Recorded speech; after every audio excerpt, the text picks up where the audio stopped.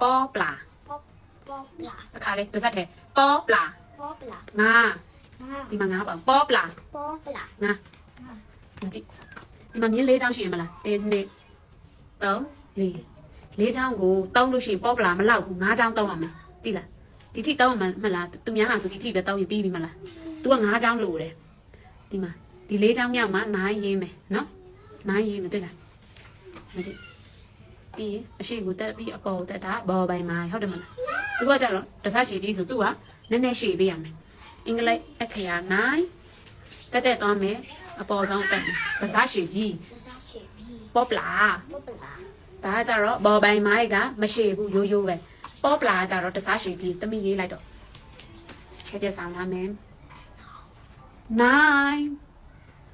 ဘောပိုင်မိုက်ရရင်ပေါ့ပလာလဲရတယ်နော်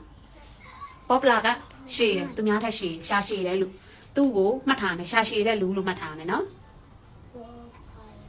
9တက်သွားအပေါ်ပြန်တက်9နောက်တစ်ချောင်းချိန်မယ်နော်ချိန်မယ်နော်ချိန်တက်တယ်မလားဟုတ်တယ်ချိန်တက်တယ်တမီးလေးက तू က၄ချောင်းလိုတယ်နော်ရှေ့တက်သွားအင်္ဂလိပ်အခရာ9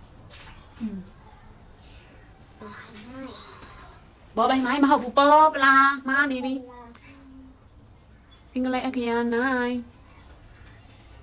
တက်သွားနှစ်ချောင်းကိုပြည့်အောင်ရေးရမယ်နော်9ရှေ့တက်သွားအပေါ်တက်တစားရှည်ပြီးရှာရှည်တဲ့ပြီးပေါ်ပလာက9